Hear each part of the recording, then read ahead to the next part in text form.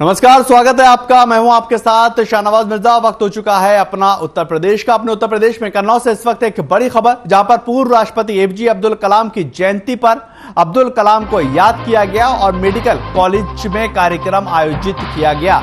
अब्दुल कलाम की प्रतिमा पर माल्यार्पण किया गया। सपा कार्यकर्ताओं ने आयोजन किया और पूर्व ब्लॉक प्रमुख नवाब सिंह मौजूद रहे। देश रहेगा कलाम साहब का ऋणी, नवाब सिंह ने कहा। यह बड़ी अपडेट आपको दे रहा है कन्नौज से, जहां पर मेडिकल कॉलेज में इस कार्यक्रम को रखा गया।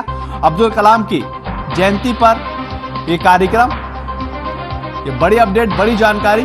पूर्व ब्लॉक प्रमुख नवाब सिंह मौजूद रहे। देश ऋण रहेगा कलाम साहब का। मेडिकल कॉलेज के अंदर यह आयोजन हुआ था। अब्दुल कलाम की प्रतिमा पर माल्यार्पण किया गया। सपा कार्यकर्ताओं ने इसका आयोजन किया। ये बड़ी जानकारी। आज डॉक्टर एपीजे अब्दुल कलाम की जयंती और उसको लेकर मेडिकल कॉलेज में एक कार्यक्रम का आयोजन किया गया और अब्दुल कलाम की प्रतिमा पर माल्यार्पण भी किया गया। सपा कार्यकर्ताओं ने इस पूरे आयोजन को किया। तस्वीरें देखिए आप। ये वही तस्वीरें जहां पर एपीजे अब्दुल कलाम की जो मूर्ति थी उसको लेकर वहां पर माला पहनाई गई, माल्यार्पण किया गया, उनको याद किया गया, उनकी जयंती पर उनको याद किया गया। दरअसल अब्दुल कलाम ने एक ऐसी मिसाल इस देश दुनिया के लिए पेश की। उनको मिसाइल मैन के नाम से जाना जाता था और भारत जिस वक्त इस विकासशील देश की तरक्की में आगे बढ़ रहा था, उस वक्त एपीजे अब्दुल कलाम का काफी ज्यादा महत्व माना जाता है। अब्दुल कलाम को याद करते हुए यहां पर समाजवादी पार्टी के कार्यकर्ता मेडिकल कॉलेज के कार्यक्रम में यह पूरा आयोजन हुआ था और ये तस्वीरें आप कन्नौज की देख रहे हैं।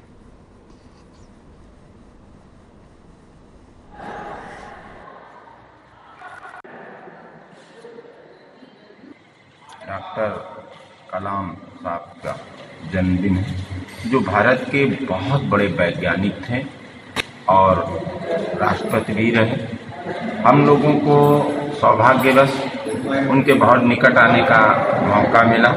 वो इंदरगढ़ में सौर ऊर्जा प्लांट का उद्घाटन करने आए थे माननीय मुख्यमंत्री अखिलेश यादव जी के साथ। उसके कुछ ही दिनों बाद उनका निधन हो गया। कलाम साहब नौजवानों को आगे बढ़ाने के लिए कहते थे,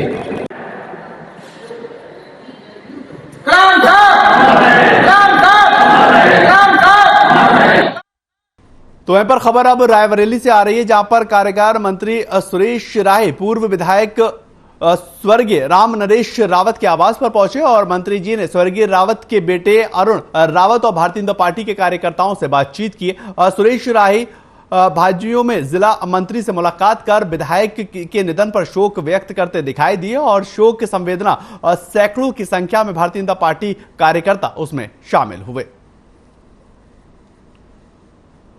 प्रशासन का डंडा अगर चलने वाला है तो देखिए, लाइब्रेरी में आज कार्यक्रम था, उसके बाद मुझको यहाँ भी आना था। तो भैया से बात हुई थी तो हम लोग यहाँ अपने बड़े भाई रामेश जी की कर्मी में बैठे हुए हैं, उनको याद करने को श्रद्धांजलि दी है और उनके बताए मार्ग पे हम लोग हमेशा चलेंगे। और प्रदेश कारागार मंत्री सुरेश राय जी रायबरेली नगर निकाय चुनाव के प्रभारी हैं, उसी के नाते वह रायबरेली में बैठक लेने आए थे। उन्होंने वापस आते समय उनसे संपर्क हुआ, बातचीत हुई, तो वो घर पर आए। पिताजी की कर्मभूमि पर उनको आने की इच्छा थी। इससे पहले भी हालांकि वो आवास पर जा चुके हैं मेरे बाराबंकी स्थित, लेकिन आज चूँकि बछरावा पिताजी की कर्मभूमि है, इसलिए उन्होंने इच्छा जाहिर की कि विधायक जी जहाँ रहते थे एक बार वहाँ जाना चाहते हैं। खबर लखनऊ से आ रही है, जहां पर धूमनगंज पुलिस ने बाहुबली माफिया अतीक अहमद की 2 संपत्तियों को कुर्क कर लिया है और यह बताया जा रहा है कि अतीक अहमद पर उत्तर प्रदेश सरकार लगातार शिकंजा कसती जा रही। बाहुबली माफिया की कुर्क हुई दोनों संपत्तियों की कीमत लगभग 34 करोड़ रुपए आकी गई है।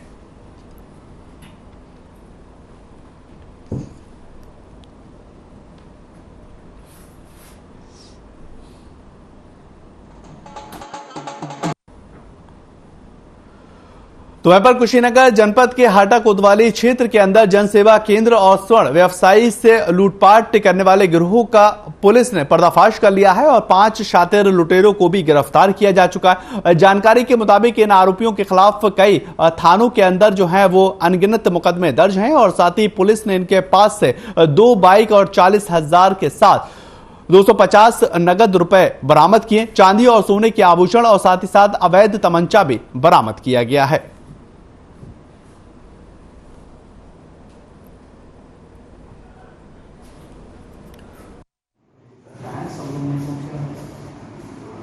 अंतर जनपदीय लुटेरों के गैंग का पर्दाफाश किया है। इनमें कुल 5 अभियुक्तों की गिरफ्तारी हुई है, जिनके पास से करीब 40,000 रुपए, 2 मोटरसाइकिल, कुछ गहने और अन्य कुछ डॉक्यूमेंट्स और जिन हथियारों से ये लूट की घटना कारित करते थे वो सभी बरामद किए गए हैं। इन सारे व्यक्तियों के ऊपर करीब दर्जनों से अधिक मुकदमे हैं अलग अलग जनपदों में। कुछ दिन पहले जैसा कि आपको पता है कि हाटा में जो स्वर्ण व्यवसायी के साथ लूट की घटना कारित हुई थी वो इन्हीं लोगों ने की थी। इसके पहले भी जनवरी में जब हाटा में लूट हुई थी इन्हीं लोगों के द्वारा कारित। तो वहीं पर कन्नौज से इस वक्त की बड़ी खबर है। 16 केंद्रों पर जो है पीईटी की परीक्षा शुरू हुई। 2 दिन में 4 पालियों में यह पूरी परीक्षा होगी। सुरक्षा को लेकर पुलिस बल तैनात कर दिया गया है। 18 स्टैटिक और 7 जो 4 सेक्टर हैं वो बनाए गए और एक जोनल मजिस्ट्रेट तैनात किया गया है। सीओ सदर भी पुलिस के साथ केंद्रों का निरीक्षण कर रहे हैं। प्रशासन ने परीक्षार्थियों के रुकने के इंतजाम किए हैं।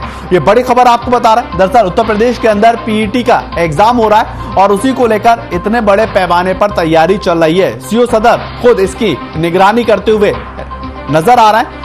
16 केंद्र पर पीईटी परीक्षा होगी और 2 दिन 4 पालियों में यह परीक्षा पूर्ण करवाई जाएगी। सुरक्षा को लेकर केंद्र पुलिस बल तैनात है। 18 स्टैटिक और 4 सेक्टर के साथ एक जोनल भी बनाया गया है और सीओ सदर खुद इस परीक्षा और जो केंद्र बनाए गए उनकी निगरानी करते दिखाई देंगे।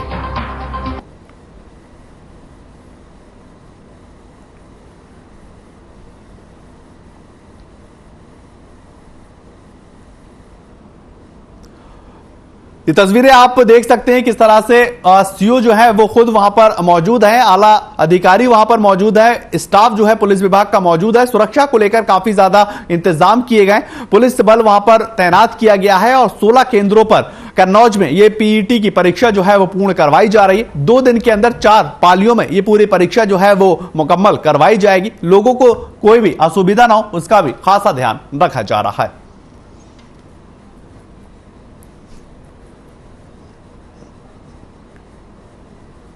उधर महाराजगंज के अंदर पीईटी की परीक्षा शनिवार से शुरू हो गई है और पहली पारी में परीक्षा सुबह 10 बजे से लेकर 12 बजे तक चली। दूसरी पारी में परीक्षा 3 बजे से लेकर 5 बजे तक चली और 18 केंद्रों पर परीक्षा को सकुशल पूरा कराने के लिए केंद्रों पर भारी संख्या में पुलिस बल तैनात रही। गेट पर सघन तलाशी लेने के बाद अंदर प्रवेश दिया गया और यह परीक्षा 16 अक्टूबर को भी होगी। परीक्षा केंद्रों पर 2 राजकीय और 7 अशासकीय सहायता प्राप्त और 9 स्वामित्र पोषित महाविद्यालय शामिल हैं और परीक्षा में सुरक्षा के मद्देनजर 18 स्टैटिक और 9 सेक्टर मजिस्ट्रेटों की तैनाती की गई। इस परीक्षा में 33,216 परीक्षार्थी शामिल होंगे और पीईटी परीक्षा सकुशल संपन्न कराने के लिए जिला प्रशासन ने कड़े इंतजाम किए हैं और सीसीटीवी से निगरानी की जा रही है।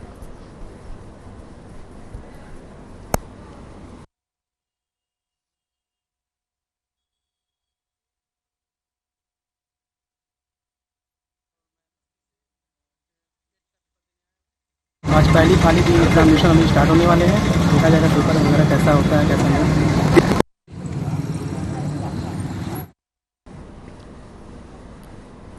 कन्नौज से बड़ी खबर जहां पर कई परीक्षार्थियों की परीक्षा छूट गई है। लेट पहुंचने की वजह से यह परीक्षा जो है वो छूटती नजर आई। गुस्साए परीक्षार्थियों ने स्टाफ पर आरोप लगाया, मनमानी करने का आरोप लगाया गया। मायूस परीक्षार्थी वापस लौटे और सुशीला देवी इंटर कॉलेज का यह पूरा मामला है। यह बड़ी खबर आपको बता रहे हैं कन्नौज से, जहां पर परीक्षार्थियों की जो परीक्षा है वो छूट गई है और लेट पहुंचने की वजह से यह परीक्षा छूटी है। गुस्साए परीक्षार्थियों ने स्टाफ पर आरोप लगाया, मनमानी करने का आरोप लगाते हुए नजर आए। मायूस परीक्षार्थी वापस लौट गए। कई परीक्षार्थियों की परीक्षा जो है पीईटी की छूटी है। कन्नौज का ही पूरा मामला, लेट पहुंचने की वजह से यह परीक्षा छूटी है। तस्वीरें देखिए आप, कन्नौज की ये तस्वीरें, ये वही परीक्षार्थी जिनकी परीक्षा जो है वो छूट गई है। चेहरे पर मायूसी, लेट पहुंचे थे दरअसल, इस वजह से ये परीक्षा जो है इनकी छूटी है।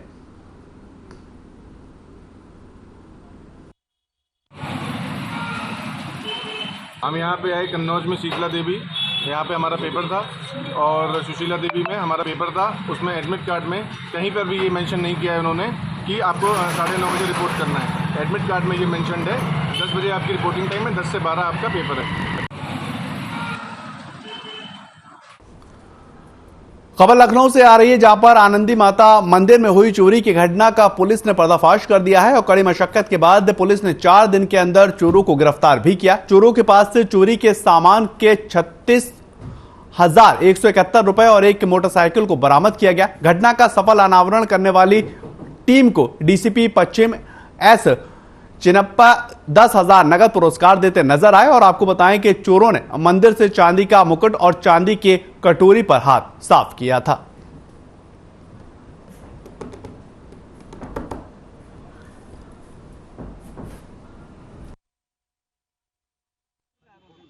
इसका जिक्र किया गया है और रिमांड पे लिया जाएगा। पुलिस मौके पर पहुंचकर जांच पड़ताल की गई थी और तत्काल मुकदमा पंजीकृत किया गया था। इस सनसनीखेज घटना को अनावरण करने के लिए टीम गठित की गई थी। एडीसीपी एसीपी के नेतृत्व में टीम और हमारे सर्विलांस टीम के नेतृत्व में सफलता मिली हुई है। इसमें एक व्यक्ति को गिरफ्तार कर लिया गया है और उनके पास से जो चोरी हुई है, जो मुकुट है, छत्र है और जो दान पात्र में रखे जो नगद कैश है वो बरामद हुआ है। तो वहीं पर आगरा और दिल्ली की हाई प्रोफाइल चार महिलाओं ने प्रेस कॉन्फ्रेंस कर एक बड़ा खुलासा किया है और महिलाओं ने कहा कि मोहित नाम के युवक ने फेसबुक के जरिए उनसे दोस्ती की और उसके बाद हाई प्रोफाइल तरीके से बुलाकर उनका रेप किया, यहां तक कि उन्हें ब्लैकमेल कर 1 करोड़ रुपए की ठगी भी की गई है।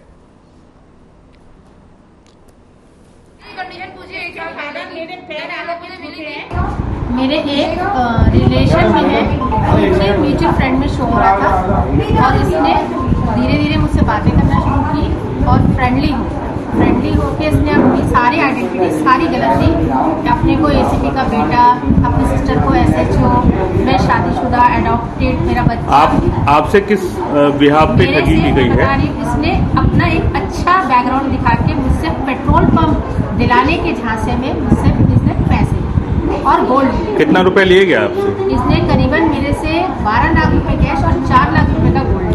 ये मोहित शर्मा एफबी के थ्रू जुड़ा था मुझसे। फिर इसमें बाद में इसने अपनी पूरी फैमिली को इन्वॉल्व किया और उसमें मेरी रिश्तेदारी दिखाई, क्योंकि मैं लोकल आगरा की हूँ, ये टूंडला का रहने वाला है। तो इसने अपनी मम्मी, बहन रीना शर्मा, मीरा शर्मा और अनिल शर्मा स्पेशली उनसे पहले मिलाया। फिर रीना ने मुझे देवी जागरण पर बुलाया, अपने पति से मिलवाया। पूरा फैमिली का रिलेशन दिखाया इन्होंने, बहुत अच्छे बने, पूरी दोस्ती बनी। उसके टाइम इन्होंने फिर मुझसे उसके बिहार पर इन्होंने मुझसे 2.5 लाख रुपए और मेरा ज्वेलरी लिया। साड़ी किस बात के लिए 2.5 लाख रुपए आपने दिया? सर इन्होंने मुझसे वो 2.5 लाख रुपए 2 बार में लिया है। किस बात के लिए? इसके पापा ने बोला था कि मेरे पापा प्लॉट खरीद रहे हैं और कुछ कम पड़ गया है और समाज में हमारी इज्जत खराब होगी, तो हमारी आप मदद कर दो। फेसबुक के जरिए मिला था जी, और इसमें पहले तो इसका फ्रॉड ही इंटेंशन था जी, लेकिन इसने मुझे अपनी मतलब इमोशनली वो किया, कैप्चर किया और अपनी बहन को अपने आप को बताया कि मैं अनाथ हूँ और मेरी कोई क्षमता नहीं है, मेरी बीवी छोड़ के भाग गई है। कितना रुपया आपसे लिया गया है? इसने करीब मुझसे 5 लाख रुपए करीब लिए थे। किस मत में लिए गए? इसने कई बार में पैसा लिया। पहली बार पैसा लिया कि मेरी बहन को अपना फ्लैट बनाना है नोएडा में और मेरी माँ बहुत परेशान कर रही है, तब मतलब बहुत हाई प्रोफाइल दिखा के आपसे लिया गया? हाँ, दोस्ती हुई। इसने बिजनेस प्लान के बहाने बुलाया अपने ऑफिस में और कुछ ड्रिंक पीने को दिया जिसमें कुछ नशीला पदार्थ मिला हुआ था। कब की बात है ये? 2018 की। ठीक है। 2018 के एंड में, विंटर टाइम में फिर इसने कुछ फोटोज वीडियोस निकाल लिए, मुझे पता नहीं चला। मुझे फिर घर जाने को कह दिया, मैं घर आ गई, मैं अनकॉन्शियस। ये ऑफिस कहाँ था? मारुति ढाबे के पास में, उमेश मॉल के पास में मारुति ढाबा है, उसके बगल में एक अंदर रोड जा रहा है। ठीक है। वहीं पर छोटा सा रूम जैसा बना हुआ था। बोला मेरा ऑफिस है, वहाँ से हम प्लान बनाएंगे, तुम्हारा बिजनेस प्लान, तुम्हारा बिजनेस एक्सप्लोर हो जाएगा। ऐसे बहाने से लेके गया था। चलिए आगे बढ़ते हैं, बात करते हैं बलरामपुर की, जहां पर जिला मेमोरियल अस्पताल के अंदर एक युवक की इलाज के दौरान मौत हो चुकी है और परिजनों ने डॉक्टरों के ऊपर लापरवाही का गंभीर आरोप लगाया। वहीं मृतक की पत्नी दुर्गेश नंदिनी ने बताया कि करीब एक सप्ताह पहले वो पति को इमरजेंसी वार्ड में लाई थी और पानी में भीग जाने के कारण उसके पति को तेज बुखार हो गया था, लेकिन डॉक्टर रमेश पांडे ने अपने अंडर में इलाज करने के लिए वार्ड में भर्ती कर लिया, जिसको लेकर ग्लूकोज और थोड़ा बहुत इंजेक्शन देते रहे। फिलहाल अपर पुलिस अधीक्षक निर्मता श्रीवास्तव ने बताया है कि परिजनों की तरफ से कोई भी शिकायत नहीं मिली है, जब मिलेगी तब कार्रवाई की जाएगी। और वहीं डॉक्टरों की रिपोर्ट पर शव को पोस्टमार्टम के लिए भेज दिया है।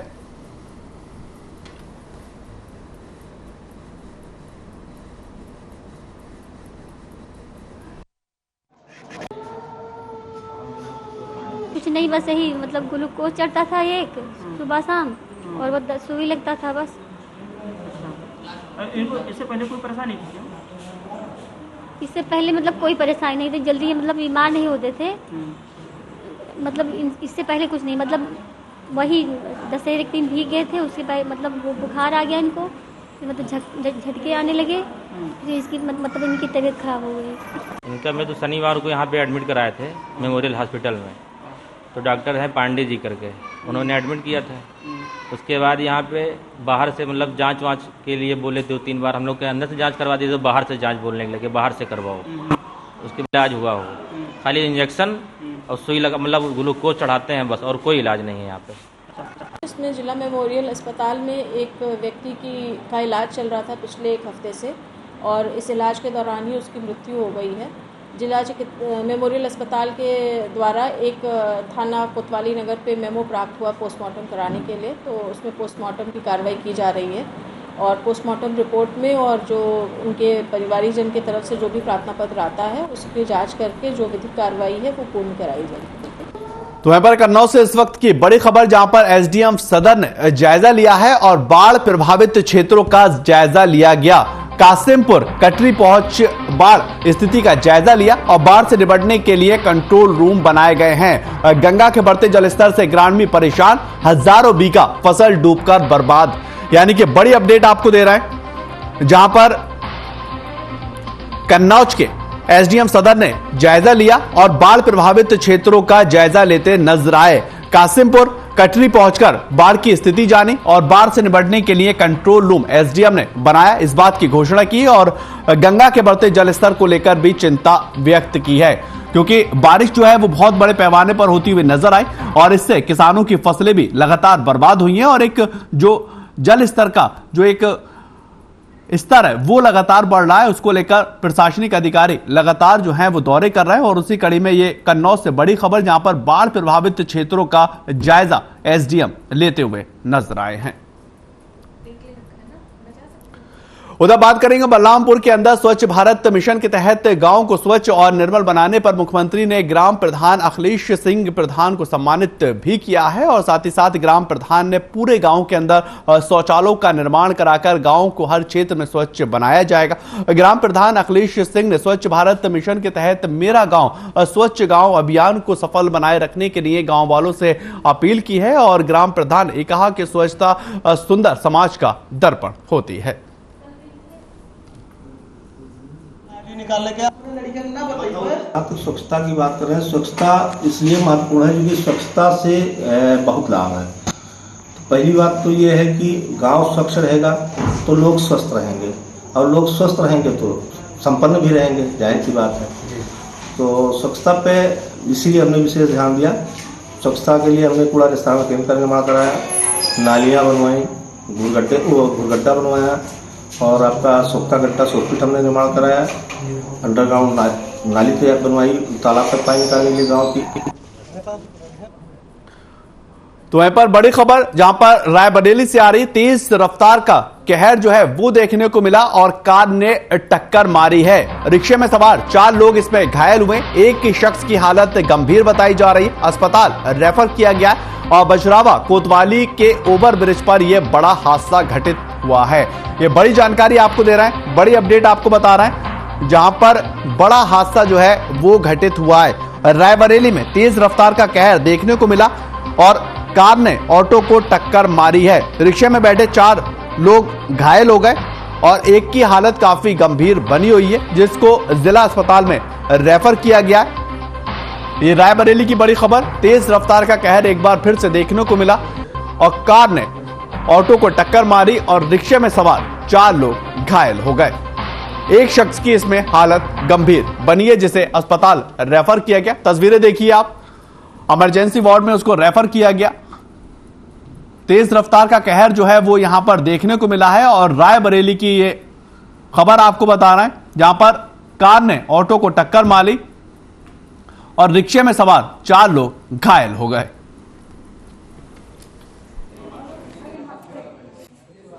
जब ओवरब्रिज पे चढ़े तो पीछे से गाड़ी टक्कर मारा, हम लोग समझ नहीं पाए कि क्या है। कौन सी गाड़ी है?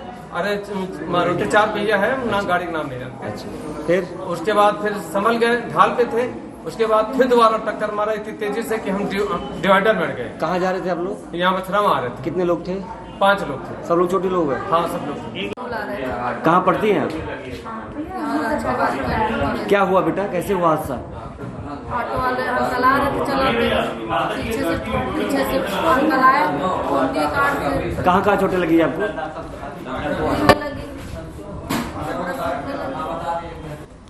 तो वहीं पर खबर बरेली से है, जहां पर 14 अक्टूबर को जिला अधिकारी शिवकांत द्विवेदी ने कलेक्टर सभागार के अंदर गैंगस्टर से जुड़ी अभियोजना कार्य की समीक्षा बैठक की है और बैठक में अप्रैल से सितंबर 2022 तक के गैंगस्टर अधिनियम से जुड़ी अभियोजन कार्यों की समीक्षा की गई और साथ ही 6 महीने में जनपद में गिरोहबंद अपराधियों की संपत्ति कुर्क करने के संबंध में धारा 14A गैंगस्टर एक्ट के अधीन पुलिस और प्रशासन की ओर से कार्रवाई की समीक्षा की गई। जिलाधिकारी ने निर्देश देते हुए कहा है कि जो भी गिरोहबंद अधिनियम से संबंधित विवेचनाएं हैं उन्हें समय से पूर्ण किया जाए।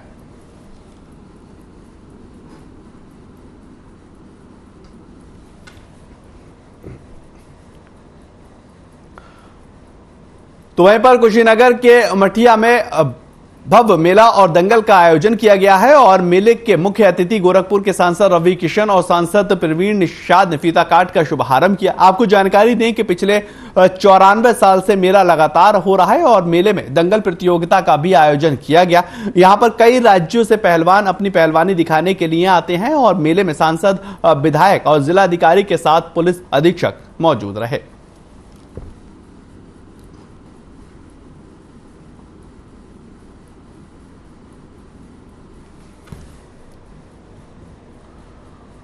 तो वहीं पर हमीरपुर के गांव निवादा में लंपी बीमारी ने दस्तक दे दी है और निवादा के मोहनपुरवा मोहल्ले निवासी छिद्दू ने बताया है कि उनकी गाय लंपी बीमारी की शिकार हो चुकी है और इसके इलाज उसके घर में चल रहा है। गांव में एक पशु रोग की जानकारी रखने वाले व्यक्ति से इलाज करवाया जा रहा है और उन्होंने ये भी बताया कि लंपी हो जाने के बाद टीकाकरण किया गया था, लेकिन बरसात के मौसम में शुरुआत में ही हो जाने की वजह से टीकाकरण नहीं किया जा सका। गाय के इलाज में काफी रुपए खर्च हो गए हैं और गाय ने दूध देना भी बंद कर दिया। डॉक्टर सुनील नायक ने बताया कि पूरे क्षेत्र के अंदर टीकाकरण किया जा चुका है।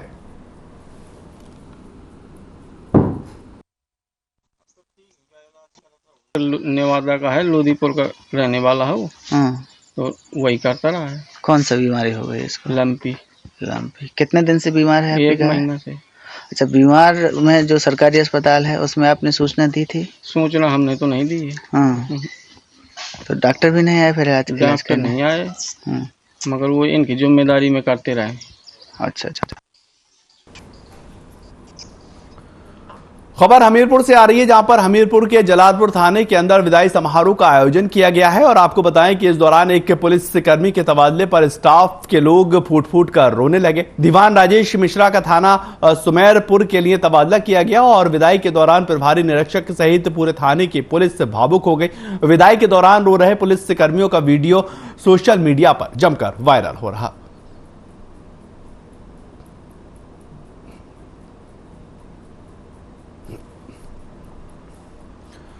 तो वहीं पर कुशीनगर के अंदर तहसील दिवस का आयोजन किया गया और इस मौके पर जिले के डीएम और एसपी ने लोगों की समस्याओं को सुना। समाधान दिवस के अंदर बिजली विभाग के एसडीओ की उपस्थिति न होने पर डीएम ने उनके खिलाफ कार्रवाई के निर्देश दिए हैं और अधिकारियों को आवश्यक दिशा निर्देश दिए गए हैं।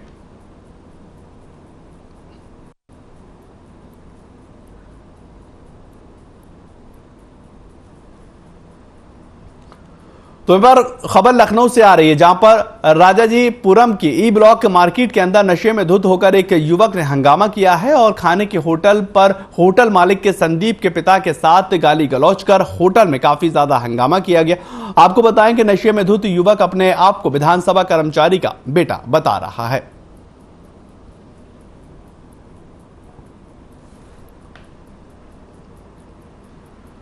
लखनऊ से एक खबर है, जहां पर ललित कला एकेडमी में उत्तर प्रदेश डाक परिमंडल की तरफ से 12वीं राज्य स्तरीय डाक के टिकट प्रदर्शनी यूफिलैक्स का आयोजन किया गया है। इस कार्यक्रम के अंदर लगातार 3 दिन तक प्रदर्शनी लगाई जाएगी। वहीं मुख्य रूप से सीएम योगी आदित्यनाथ ने कार्यक्रम में पहुंचकर प्रदर्शनी का उद्घाटन किया।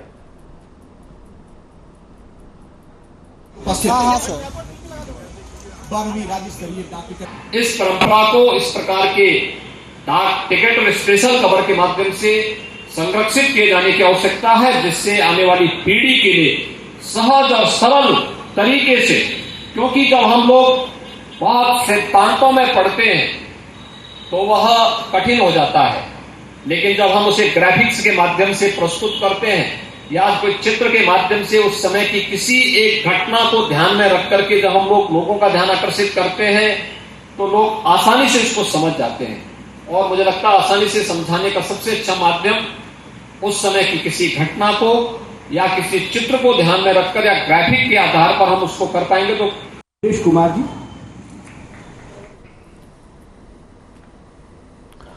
चलिए फिलहाल इस बुलेटिन में इतना ही। नमस्कार।